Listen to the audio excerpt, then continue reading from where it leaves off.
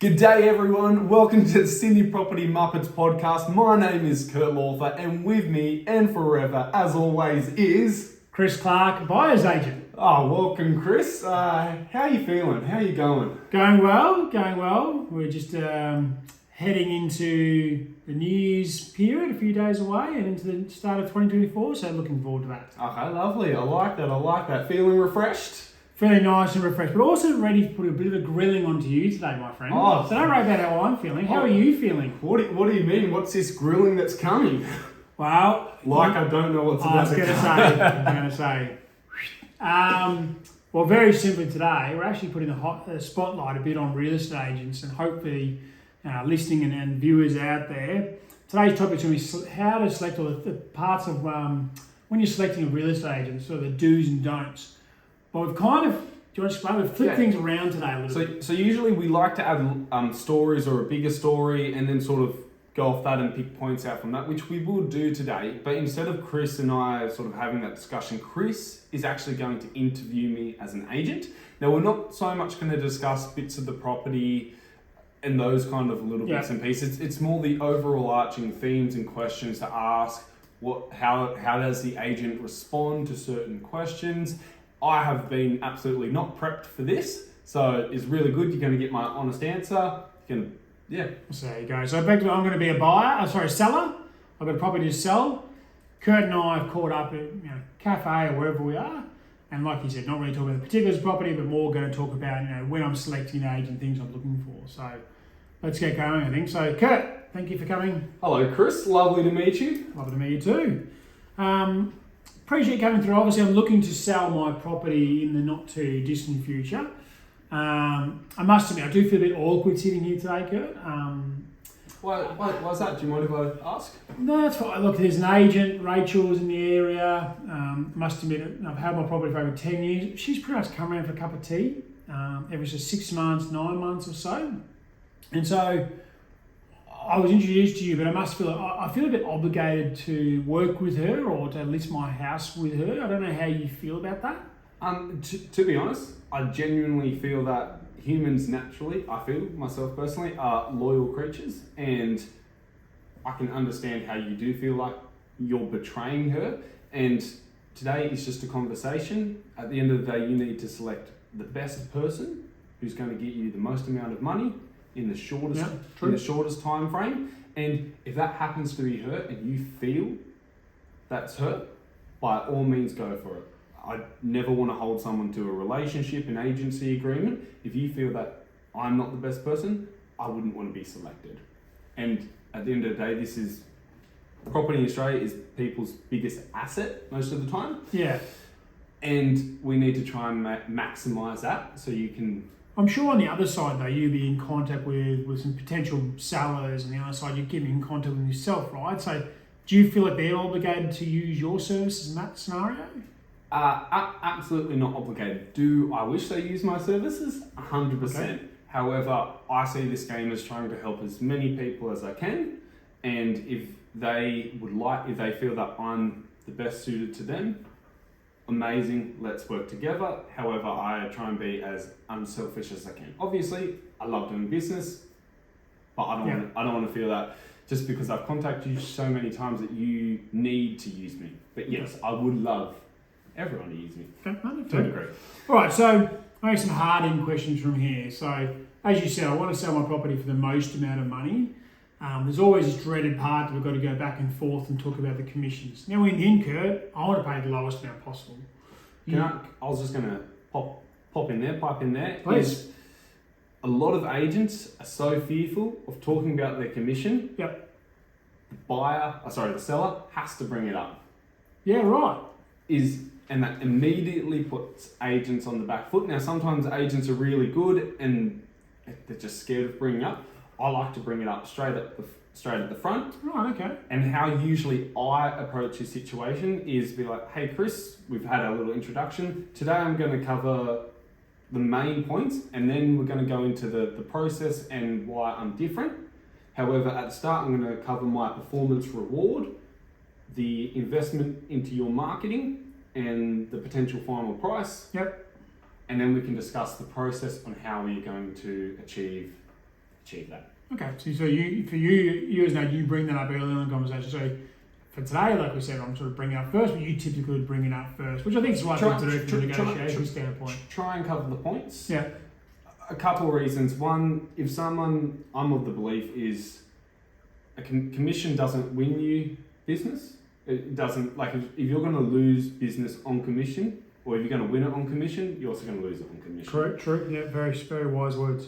For me, I think this idea that people try and get the agents to keep dropping and dropping and dropping their fee means the agent needs to find more stock to make just sort of the same level of income. I know people see agents driving around with all these flashy things. A lot of agents are not that well off, or there's a lot of debt out there with real estate agents, and it's all for show. There's actually this story I know of someone, they're going to sell their house in the near future, an investment property. They're already decided they're going to pay the agent 5%. 5%? Yeah. A bit high. So their thinking process behind it was, how much is that agent going to work for them, knowing that there's 5% commission? I guess it makes a big difference. So every $1,000 you're talking significantly different, or every $10,000, every $100,000 significantly different in the back pocket. So yeah, I can get that. Also, means you're giving away a lot of money though. It does, but they want to see the agents come out and actually show their processes and how they are, rather than it being focused on commission. No, I think it's. Now, I'm not saying in Sydney prices you need to go and that level offer 5% to the agent. However, I think you would really see a different side if the standard fee used to be 2.2% and actually got rid of that, trying to create more competition for it maybe to go up. But naturally, people have just gone down and everyone feels race to the bottom. Yeah. What kind of standard are you going to get? No, I agree. Okay. So if I was like, hey Chris, today we're going to cover a couple of things. I'm going to cover my performance reward, the investment into the marketing, and the potential sale price that we can get for your property. Yep. And then we're going to discuss the process, and then any other questions or things that you'd like to bring up. Yep. All right, that makes sense. So let's play the commission question from here. What are the unique selling propositions, or the points difference between agent to agent? What do you typically see agents are spruiking? Is their points different? And also, what do you see as your points of difference? You sort of mostly highlight to clients. So one of those is my honesty. I won't sugarcoat things. I do know what happens is a lot of real estate agents in a lot of other companies, and this is trying not to badmouth, but to make people aware, because I'm in the industry, people lie. People, for example, if you're not getting many people through your open homes, agents will sometimes make up people to get through people. Oh, wow. Yeah. Okay. Agents can also say other things such as not lead on how interested a buyer potentially is. So then when it comes to the crunch time of making the decision, that person has now jumped up or shown extra interest, go with it. So for me, my point of difference is I will not lie. I will not sugarcoat it. I had a property recently this year where we really only had one person. I told them where it was at, and there was a lot of ups and downs. There was a lot of ups and downs in this buyer, and unfortunately, my vendors had to ride that emotion, and I had to try and coach them through that. But I said, I would rather you know exactly what I know, so you can make the most informed decision when the time comes, rather than you not being sure, are you getting told the full picture? Yeah. Okay. So my honesty is one thing. My care factor, the reason why I have my performance reward at 2%, a couple of things. I say performance reward because I don't get paid until you're happy with the dollar figure. Okay. Now, I will never pressure you into accepting a dollar figure, but at the moment I'm currently working for free. Yeah, okay. Yeah, of course, it's just transparent, right? So it's just how it is. And sometimes the probably standard fee agents are trying to go for is 1.65% including GST, so really it's only 1.5%. Right. And for me, that extra 2% means I'm not worried about trying to get bulk listings, bulk volume. For me, even if I only had a couple of listings at a time that I'm working on, that's more than enough for me to try and get you the best price and work really hard for you. Yeah. So my care factor is that's why my commission is a little bit higher, and I won't lie to you and be upfront and honest. Take it from there. Okay. All right, good. So You're obviously looking to sell this property here. I should always use an agent locally in the area, correct? Not always, Chris. Well, I guess even as a buyer, I get this. Sometimes people going, that agent's selling a property here. Why are they selling property? They're always selling over the other side of Sydney. Why are they selling here? So why is it you think sometimes an agent outside of the area could be better than someone inside the area? Sometimes I think it's a very fresh perspective. Yep. Now, the caveat also is sometimes if an agent's not showing care, not putting in the effort, or not being very careful, they can be caught out by the trends, the small little trends that are going on. So there is that advantage of going with someone local. However, there is so much information online these days that is ridiculous. Agents have even more than the general public, so we know exactly what things are selling for. We know how long things are on the market. Yep. We know who's selling it. We know how many times the property maybe has changed between agents. We get to see graphs, data, trends. What about the data? Always go, agents have got all the data, all the people looking to buy in the area. Surely that's a hard thing to come up against. How do you combat when you got other agents saying, I'm in the area, I've been here for 20 years, and know all the buyers in the area? And an agent outside of market, how do they compete with that? On average, people change property every 7 years. Yep. So if an agent's been in the area for 21 years, we could have had 3 different owners or 3 potential different families for every house coming into that property. Yep. Off markets, we spoke about this topic a little while ago. Yeah, I was going to ask you, like off market versus. If someone really wanted to do an off market, which is most of the time is not the best way to get the highest price, unless that person is coming in and going well above what you think otherwise, yep. Like well above. Maybe that's when having a local agent, because they're in there, they have the buyers. However, a lot of people that are coming through open homes, even if they're in the database, saw the property on either realestate.com or Domain. Yep. So you're not really attracting and buyers agents as well.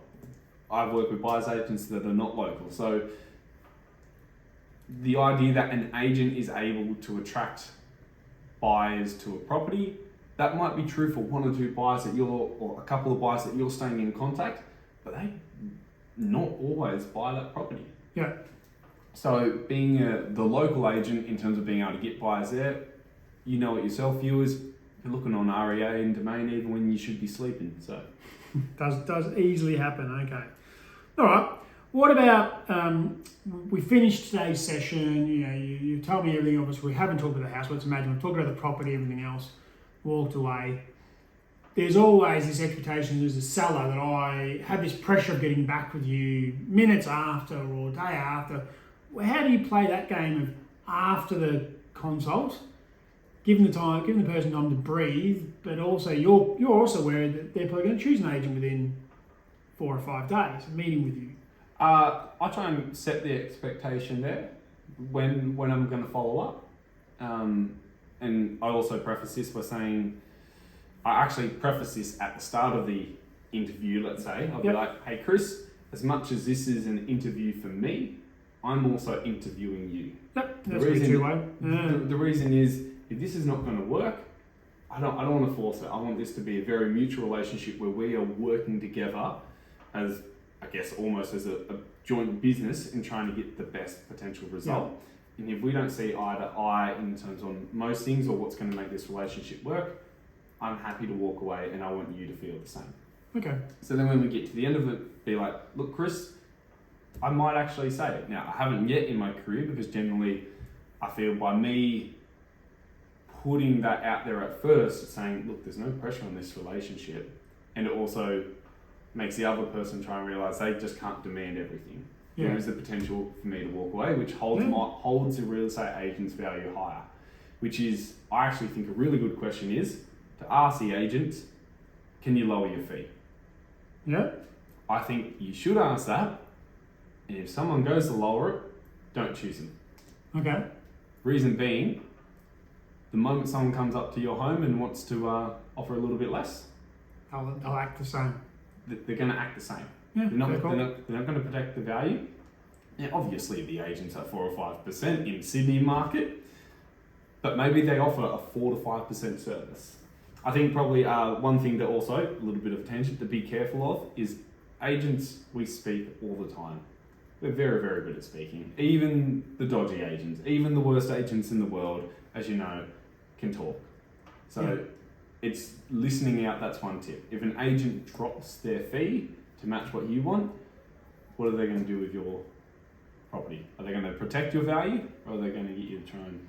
There's this point, isn't there? Because what we're looking for, what I'm looking for, and I probably should get towards the end of today's podcast. We're going a bit over time, but as a seller, we want to sell in we want to sell in a reasonable time, whatever that reasonable time looks like, for the most amount of money. And if agents, most agents, and I'll just say the overall industry, is want to sell in a reasonable time, but for a reasonable amount of money. You're getting the most amount of money if they're doing 40 transactions, 100 transactions, 150 in a year.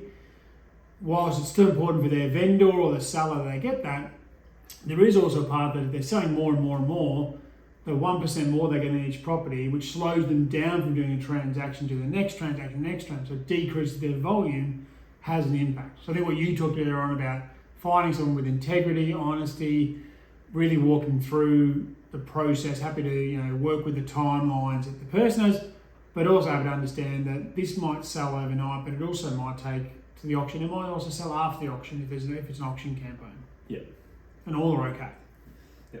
I think in the last thing, because I think we haven't touched on it, that we should, is the price question. Go on.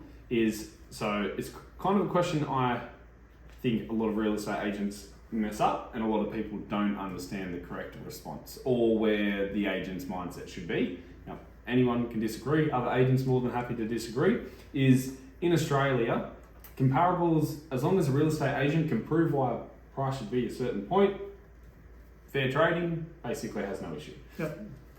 The way I would look at it when you ask agent, how much can I get for my property? Mm-hmm. Actually, Chris, ask that question.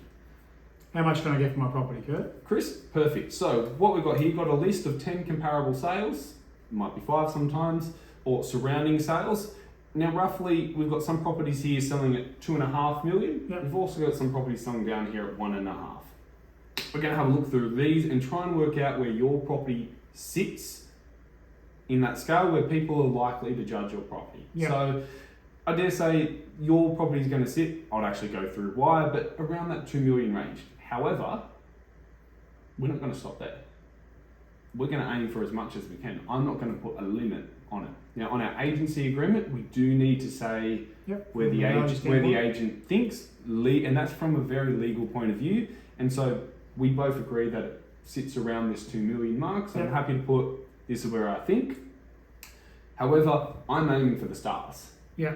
Now, one thing you can guarantee with me is that the person with the deepest amount of pockets, or the one that puts the highest offer out there, we will find it. Yeah, okay, that's where you. Someone may have $3 million for your property. However, someone may only be willing to pay maybe 2.2 or maybe 1.98. But if that is the highest person out there, we will make sure we find that person for you. Yep, and work with them through that. Okay. We'll have to call it to an end. Yes. We've got time for I one. get super excited. We do, indeed. Well, next week we're going to flick it over, and it's going to be my turn in the hot seat. You're under the grill, mate. Gordon Ramsay. We did decide, instead of 3 quick questions, we're just going to have 1 quick question. We don't even need to go through the preface. You shoot away, Kurt. What is it? Schooner or pint for you? Schooner. My question? You're going to get a tattoo. What would it be of? 3 words. Don't give up. First song I ever wrote. Oh. Personal. There you go. Very good. Well, thank you all for listening. As we always say, this episode's been a bit different, but just our advice is always general in nature. So work and seek out the professionals if you're going to do anything around your investment, around your properties. But otherwise, thank you for dropping by. Yeah, this is the Sydney Property Muppets podcast. Have a fantastic weekend. Ciao.